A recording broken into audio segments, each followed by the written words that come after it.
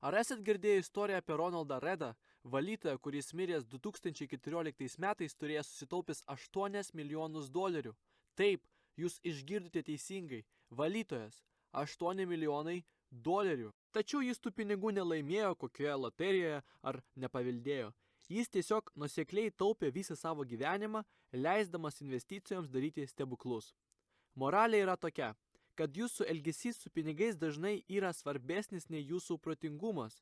Net jei neturite Harvardo diplomo, galite tapti turtingi tiesiog elgdamiesi gudriai. Kaip Morganas Husselis yra pasakęs, finansinė sėkmė nėra sunkus mokslas. Tai įgūdis, kur jūsų elgesys yra svarbesnis už tai, ką žinote.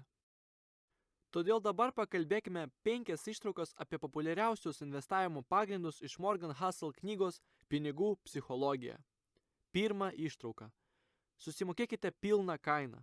Įsivaizduokite, kad norite naujo gražaus laikrodžio. Jūs įeinate į parduotuvę, kad patikrintumėte pasiūlymus. Jūsų tikslas yra toks, kad laikrodis padarys įspūdį jūsų draugams, merginai, su kuria susitikinėjate. Tačiau turite pasirinkimą. Sumokėti už laikrodį arba pavogti ir bėgti.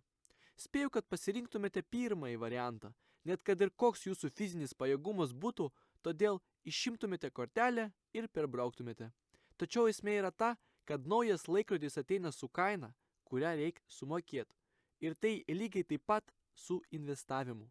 Vienas iš pasiūlymų dėl didelės grąžos yra koncentruotas portfelis, tačiau Peter Lynch yra to išimtis. Koncentruotas portfelis suteikia jūsų veiklai charakteristikos, kuri gali būti nepastovi.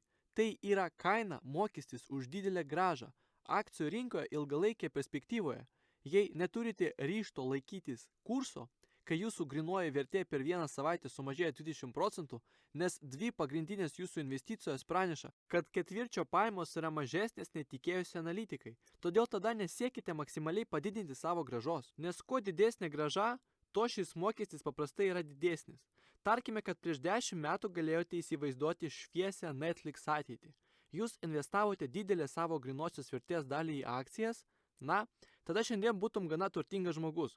Tačiau ar galėtumėte savo leisti sumokėti kainą už šią kelionę? Per šį laikotarpį Netflix patyrė daug didelių nuosmukių. Pavyzdžiui, ar būtumėte buvę toje pačioje 2011 metais, kai Netflix prarado daugybę klientų, o akcijų kaina per ateinančius mėnesius nukrito net 80% nuo didžiausio taško? Jūsų portfelio grąža atrodytų siaubingai. Ką pasakytumėte savo sutuoktiniai ir savo vaikams? Ar galėtumėte susitikti su jais, žinodami, kad galėjote tiesiog sukelti pavojų jų ateičiai? Ar vis dar manote, kad investuojant beveik visus savo turtus į Netflix būtų gera idėja? Žinoma, tai yra kraštutinis pavyzdys, tačiau net jei investuodami turite ką nors mažiau rizikingo nei Netflix, vis tiek turėsite sumokėti nepastovumo kainą. Tarkime, kad 80 metais įsigijote S&P 500 indekso fondą. Iš viso jums dabar tektų maždaug 13 metų, kai jūsų investicijų portfelis yra sumažėjęs 20% nuo aukščiausio lygio. Ir apie 8 mėnesius, kai sumažėjo 50%. Tai yra labai sunku. Investavimas į vertybinių popierių rinką yra puikus dalykas, leidžiantis kurti turtą, kaip ir kelios kitos galimybės. Tačiau nemėginkite savęs apgaudinėti, nes tai neateina nemokamai. Visi investuotojai patirs nepastovumą ir į tai jūs turite žiūrėti kaip į kainą, kurią mokate už šviesesnį ateitį. Antra ištrauka. Niekada nieko nėra pakankamai. Labai įdomus reiškinys, kad kažkam gali įteikti $2 milijonų premiją ir jiems viskas gerai, kol sužino, kad šalia esantis žmogus gavo 2 milijonus ir $1, o tada susirga visiems ateinančiams metams. Kapitalizmas puikiai sugeba daryti 2 dalykus – generuoti turtą ir sukelti pavydą. Noras pranokti savo kaimynus, bendraamžius ir draugus gali suteikti energijos jūsų sunkiam darbui. Ir žinoma, būdamas motyvuotu, tu tampi produktyvesniu, o tai leidžia pradėti dirbti prasmingą darbą ir tai yra geras dalykas. Tačiau socialiniai palyginimai taip pat gali mus privesti jaustis taip, kad mums niekada nieko neužtenka. Pažvelkime į statistinius duomenis, kad priklausytumėte 1% didžiausias pajamas gaunančių JAV gyventojų, turėtumėte uždirbti maždaug 500 tūkstančių dolerių per metus. Tiek uždirbo labai specializuotas gydytojas ir pagal standartus jis būtų laikomas turtingu. Jis gali sau leisti važinėtis gražiais automobiliais, išvykti ilgų atostogų į egzotiškas šalis, pasamdyti ką nors dirbti darbą, kuris jo manymu yra varginantis ir panašiai. Jis jaučiasi ir apie save masto labai gerai, dėl to, ką pasiekė finansiškai gyvenime. Na, tai buvo tol, kol jis nusipirko vasarnamį Hamptonuose ir suprato, kad jo kaimynas yra Stanas. Stanas priklauso tarp turtingiausių 1% amerikiečių, bet ir tarp turtingiausių 1%. Jis yra gana didelės akcinės bendrovės generalinis direktorius ir per metus uždirba stulbinančius 10 milijonų. Dabar tikėtumėtės, kad bent Stanas bus patenkintas savo finansiniais pasiekimais, bet ne. Šis žmogus buvo Michaelo Jordano vaikystės draugas, o šis vienas iš geriausių krepšininkų pasaulyje ir jis priklauso tarp turtingiausių 1% prizmės, kurioje yra Stanas. Palyginus su maždaug 2 milijardų dolerių Jordano turtų, 10 milijonų dolerių metinis Stano atlyginimas staiga atrodo kaip riešutai. Ar tai viskas pabaiga? Na, ne, taip nėra. Mat Michaelas retkarčiais dalyvauja vakarėliuose su įžymybėmis, kur pasirodo vyras vardu Jeffas Bezosas. Bezosas yra tarp 1%, tarp 1%, tarp 1% ir dar kartą tarp 1% turtingiausių žmonių Amerikoje, kuris 2020 metais savo grynąją vertę padidino maždaug 75 milijardų dolerių, o dabar siekia maždaug 200 milijardų dolerių. Dėl tokių palyginimų su kitais žmonėmis yra kilęs pavydas, kuris privertė daugybę žmonių daryti kvailystės. Kai kurie panaudoja savo portfelius, kad pakiltų į aukštesnę piramidę, bet su laiku viską prarastų, o anksčiau ar vėliau nusižudytų. Kai kurie pasinaudodavo viešai neatskleistą informaciją ir prarasdavo savo asmeninę reputaciją, o vėliau ir laisvę, kai tik patenkdavo į kalėjimą. Daugelis taip pat palikdavo savo šeimas ir išsiskirdavo. Todėl visą tam tikrų momentų reikia susitaikyti ir nustoti su to, kad gana yra gana. Trečia ištrauka. Beprotybė žiūrovo akise. Iš pirmo žvilgsnio atrodo, kad daugelis žmonių daro beprotiškus dalykus su savo pinigais. Vieni juos išleidžia dideliomis sumomis absurdiškiams daiktams, o kiti slepia pinigus po savo čiužiniais. Tačiau reikia atsiminti, kad žmonės yra kilę iš skirtingų sluoksnių. Turi skirtingą vaikystę, skirtingus tėvus, skirtingą gyvenimo patirtį bei skirtingą išsilavinimą. Visa tai sudaro skirtingus požiūrius ir vertybės. Tai, kas tau atrodo beprotiška, kažkam gali būti visiškai prasminga. Morganas knygoje naudoja loterijos bilietų pavyzdį. Amerikoje mažiausias pajamas gaunantis namų ūkiai loterijai per metus išleidžia daugiau nei $400. Tai 4 kartus daugiau nei didesnės pajamų grupės žmonės. Sujunkite tai su to, kad daugiau nei trečdalis amerikiečių negali susitaupyti $400 kritiniai situacijai, o šie žmonės išleidžia savo kritinės situacijos pinigus loterijos bilietams. Atrodo beprotiška, ar ne? Bet vėlgi, mes neturime tos pačios perspektyvos.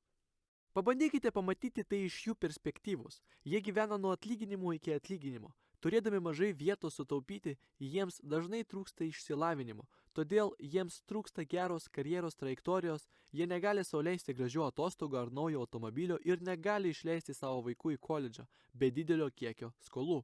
Pirkdami loterijos bilietą jie įsigyja svajonę, kurią daugelis iš mūsų jau gyvena. Štai todėl jie perka daugiau loterijos bilietų nei mes. Gal netaip jau ir beprotiška. Taigi, kaip tai daro jūs geresnių investuotojų? Viena vertus, pripažindami, kad esame skirtingi, mes mažiau linkę kopijuoti investicinį portfelį ar strategiją, kuri netitinka mūsų tikslų. Pavyzdžiui, mūsų pačių rizikos profilis galimai bus didesnis nei milijardieriaus, nes mes daugiau dėmesio skiriame turtėjimui, o ne išlikti turtingam. Milijardierius portfelio kopijavimas gali būti neoptimalus jūsų tikslams pasiekti.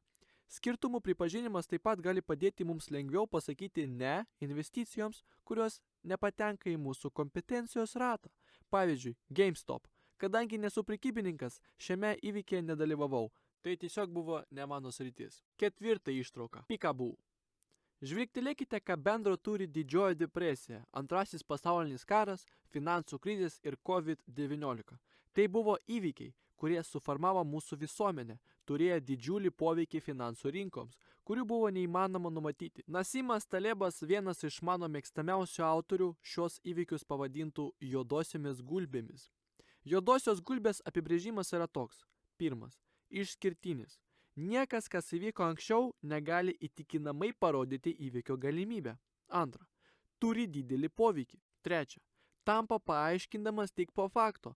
Motulė gamta verčia mus manyti, kad turėjome žinoti, kad tai nutiks visą laiką. Įsivaizduokite, kad 87 metais įvyks juodasis pirmadienis. Kaip būtumėt reagavęs, kad rinka per vieną dieną prarado beveik ketvirtdalį savo vertės? Ar būtumėte buvęs vienas iš tų, kurie šaukė parduoti, parduoti? O gal būtumėte sugebėję atlaikyti audrą? Ar galbūt net papildę savo akcijų fondus? Štai įdomus faktas. Jei investavote į S&P 500 indeksą prieš 20 metų, bet praleidote 4 geriausiai veikiančias akcijų rinkos dienas, jūsų grąža būtų 164 procentus, o ne 291. Tai gana didelis skirtumas. Šio įvykio moralė yra ta, kad yra naudingiau pasiruošti psichiškai ir finansiškai kažkokiai nelaimiai, kurios negalite numatyti, bet tikėdami, kad sureaguosite anksčiau nei visi kiti žmonės. Taip pat nustokite klausytis makroprojekcijų, o tai yra dalykai, kurie ateityje kels didelę baimę investuotojų bendruomenė, kurių vargų galima numatyti. 5 ištrauka. Pesimizmo viliojimas. Jei pateikčiau jums daugybę priežasčių, kodėl rinka žlugs šiais metais, paminėdamas milžinišką Amerikos vyriausybės skolą, kuri gali paskatinti infliacijos sugrįžimą, o galbūt kažkokią naują COVID-19 atmainą, o tai greičiausiai jūs suintriguotų ir galbūt susidarytumėte gana neigiamą požiūrį į tai, kurioje rinkos ciklo vietoje šiuo metu esame. Jei vietoj to pateikčiau pavyzdžių, kaip ilgėja gyvenimo trukmė, kaip įgėja tvari energija arba kaip skaičiavimo galia sprogsta, greičiausiai jūs tik gūžtumėtumėte pečiais ir negalvotumėte apie tai. Visi žinome, kad pesimistiškas žmogus atrodo labai protingas, o optimistas naiviai. Kodėl taip? Danielis Kahnimanas, knygos Mąstymas greitai ir lėtai autorius, teigia, kad asimetrija praradimo atžvilgių ir pesimistų klausimas yra evoliucinis bruožas. Tiesiogiai lyginant arba įvertinant vieną kitą, nuostoliai atrodo didesni nei pelnai. Organizmai, kurie grėsmės traktuoja kaip skubesnės nei galimybės, turi didesnę galimybę išgyventi ir daugintis. Taip pat esame linkę atidžiau klausytis pesimistų ne tik dėl evoliucinių priežasčių, bet ir todėl, kad pažanga vyksta daug lėčiau nei nesėkmės. Pažanga retai įvyksta per naktį, tačiau nesėkmės dažnai pasitaiko. Kadangi tragedijos ir nesėkmės nutinka per daug trumpesnį laikotarpį, daug lengviau aplink ją sukurti intriguojančią ir įtikinančią istoriją, todėl jai skiriama daugiau dėmesio. Norėdami sukurti optimistišką istoriją apie ateitį, turime žvelgti į ilgesnius laiko horizontus. Tai dažnai tampa neaišku ir mažiau dramatiška. Žinojimas, kad galbūt jūs labiau sužavės pesimistas, o ne optimistas, galbūt padės ateityje tapti mažiau asimetrišku ties šiuo atžvilgiu. Kaip Hansas Roslingas yra pasakęs, pasaulis yra geresnis, nei manote. Apibendrinkime. Jūs nepraturtėsit akcijų rinkoje nesumokėję nepastovumo kainos. Pavydas yra blogiausia iš 7 mirtinų nuodėmių. Niekada nerizikuokite tuo, ką turite ir ko jums reikia, dėl to, ko neturite ir ko nereikia. Skirtingos perspektyvos sukelia skirtingus veiksmus, kurie yra pagristi arba racionalūs. Užuot bandę numatyti nelaimės, pasiruoškite psichiškai ir finansiškai, kad galėtumėte jas išgyventi, ir būkite atsargus pasinaudodami investavimo patarimais. Supraskite, kad pesimizmas labiau patinka jūsų išgyvenimo instinktams nei optimizmas. Tai buvo viskas šiandien iš manęs, bet ne iš Morgan Housel. Pažiūrėkite jo knygą, tai yra tikras perlas. Ačiū.